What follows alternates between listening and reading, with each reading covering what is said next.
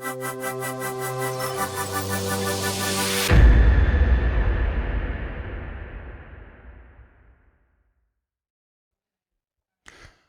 afternoon, everybody. Welcome back to your show.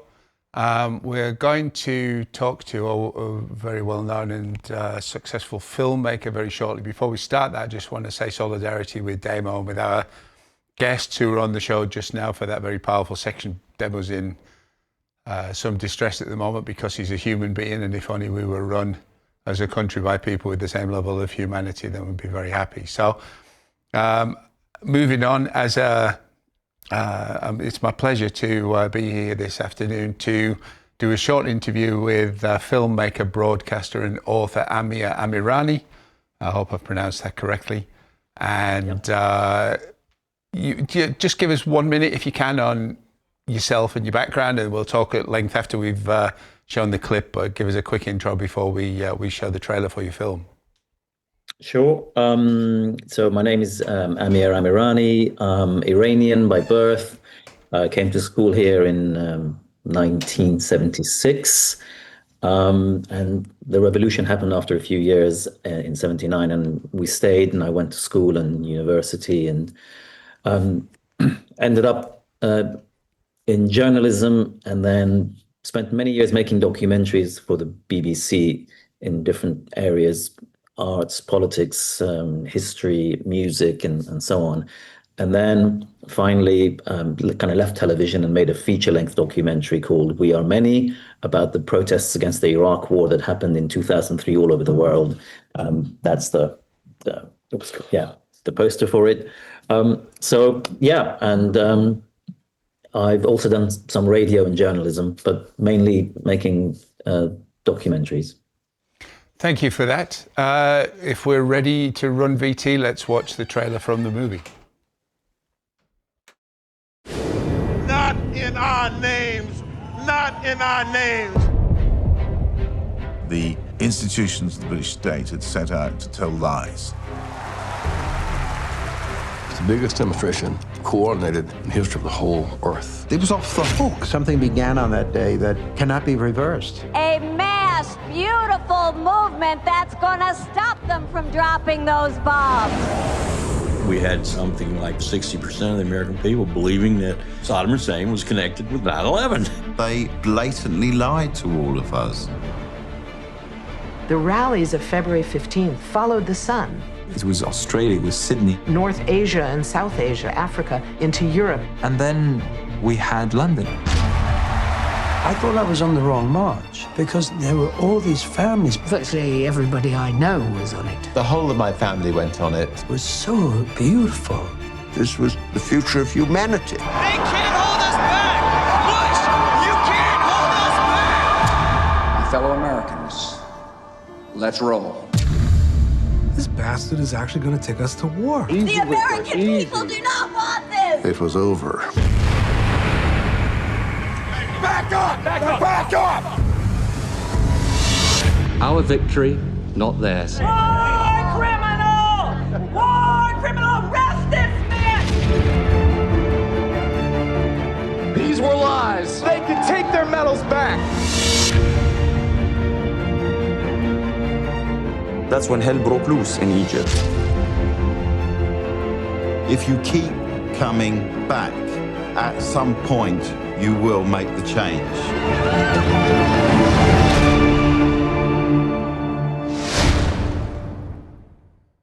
Well, I mean, that's even a bit more than a decade, I understand, later. That's still an incredibly powerful clip.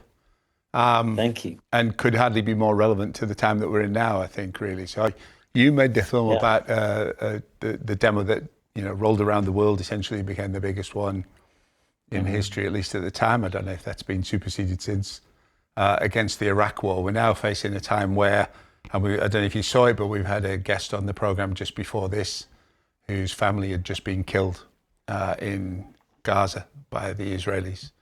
And somehow Damo managed to hold himself together, and it was a shocking but incredibly powerful interview. Yeah. Damon Albarn at the end of that trailer said, if we keep coming back, sooner or later we'll make a difference. Well, we keep coming back and they keep killing innocent people in Gaza. So, I mean, how do you see your work then, how it fits now, how does it apply to the current time, and what does it mean for protest against the genocide and against mass murder, which is what we're seeing going on at the moment? Yeah, I mean, I think the forces of, you know, the public versus the forces of the power of the state is it's difficult to kind of, for people, for most of us, to imagine what victory might look like.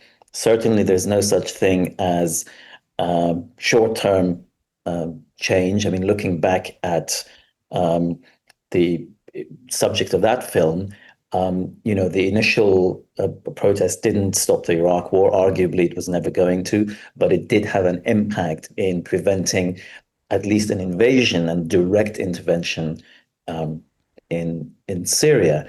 So I think a lot of these people's movements sort of gather momentum and power over time. And, you know, I mean, even the last couple of years since October 7th and the start of the genocide, you can see just in this short 2-year period how much public opinion in the world has visibly shifted. So there appears to be no way to stop the genocide by the public. The governments around the world also don't seem to be doing anything. But in as much as public opinion is shifting, maybe down the line we can see some effect. So I sort of view these things as taking place over very long periods. When you look back in history through things like the civil rights movement and so on, and all the other kind of social political battles, one has to see them in a much longer span of time. And unfortunately, as we're seeing, often we are left completely feeling impotent and unable to stop the unbelievable, you know, atrocities happening in Gaza. We're seeing, I mean, in some ways parallels as well, but an escalation, I think, too, where, you know, there was government backlash against the protests back in 2003, considerable backlash against protests here in the UK, even though most British people agreed with the protesters against the Iraq War. And Tony Blair is still hated by many as a result of his involvement in that pointless aggression, which ended up killing, I think, more than 1 million Iraqi civilians. According to the latest expert estimates, we're on about 700,000 Palestinian people killed in a much smaller area and smaller population. Yeah. And we're seeing the British government, as we've had guests on this morning talking about, clamping down on people who are protesting against the genocide, trying to criminalize people who are protesting against the genocide, arresting and harassing journalists who are exposing the genocide, and, you know, a very concerted campaign, you know, abusing laws that were set up by Blair, made to be abused, really, in order to try to persecute and silence dissent. How does that compare with what you were seeing then on the ground as you were researching and making your film? You know, it's interesting because the protest happened in 2003. I think I started making the film in 2006, and it took me sort of 9 years. And I remember reading about how, because I wasn't quite aware of it at the time, or at least sort of in a very minor way, about how I think the police cited a security alert at Heathrow around the time of the protest. I think they also tried to stop the protesters meeting in Hyde Park. They didn't want the grass to be, you know, damaged. But I think now somehow it seems even worse. More draconian laws have been passed, and the police seem to be clamping down even more harshly. I've been to Parliament Square for the recent Palestine actions, and I've been filming them and filming all the protests, you know, and it's many lawyers, many activists obviously see it as state overreach and ridiculous to be assigning people who are holding placards as being supporters of a terrorist organization. Clearly, they have decided that it makes sense for the state to label Palestine Action as a terrorist organization. Things seem to have got worse compared to 2003. So what hope do you think there is for protests, and what relevance do you think your film has now to, the aims and the ambitions of the people who are trying to stop the genocide? We've got the Global Summit Flotilla and the Freedom Flotilla Coalition also joining them now. Sailing to Gaza, we have 3 countries now who say they've provided warships to protect the flotilla, but at least 2 of them have said, they're not really going to protect it. They're just going to pick up people out of the sea if their ships get bombed, etc. So, which ones are there? There's Spain. Is it Italy? Italy, and now Turkey. Turkey. Yeah, Greece has said it'll protect them in its own territorial waters, but once they're in international waters, they're on their own. So, those they're putting on a show of a certain kind of escort or protection, but not actually doing much to protect by the looks of it. I mean, how do we move governments to fulfill what are already their international obligations under international law to actually intervene to stop the genocide, let alone maritime law to protect their own people when they're under attack and they're doing nothing? Yeah, I mean, I think over the years, as some people said in the film, over the years, governments realized that they can withstand a certain amount of public protest. I think, as with the Iraq War, eventually the majority of the public were against it. The majority of the public here are against the genocide and the government's support for Israel. But somehow the government can absorb that. In the end, they know that people have jobs to go to and mouths to feed and bills to pay and so on. And there's only so much that people will do, and they kind of factor that in. I was struck by reports that I saw online, but not really reported in the media here, that in Italy, a lot of people have gone on strike. I think there were strikes up and down the country. And I think, ultimately, where the government sit up and take notice is through either direct action, which they then clamp down on, such as, Palestine Action, or strikes. And I've sort of been struck by the fact that no trade unions, no trade union leaders, no cultural figures with very big followings have called for big national strikes.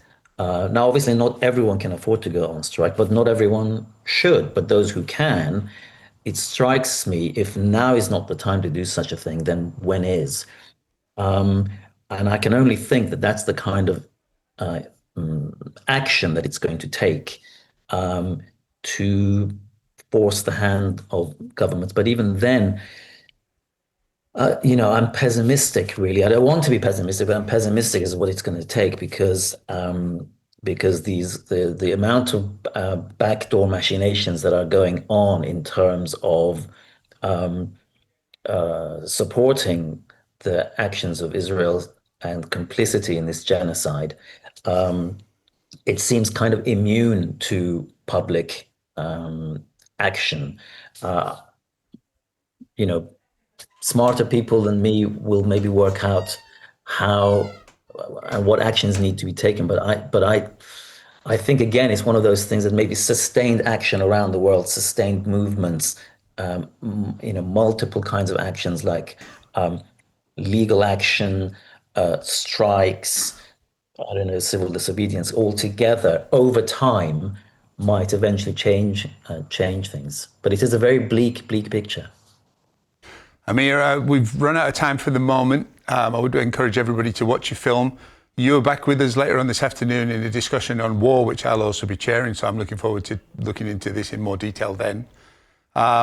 Next up, we've got Tina with Damo and a guest about the Greens and Zach Polanski. I've got a discussion then after that about the union movement. So again, this conversation now will no doubt come up in that. And I'll look forward to seeing you for that and for the one following that. For the moment, keep watching, keep sharing, and do remember, check out that donations link, yourshow.uk/donate. And if you can afford to chip in a little bit to help us with the costs of putting all this on for you, then please do that. And I'll look forward to seeing you soon.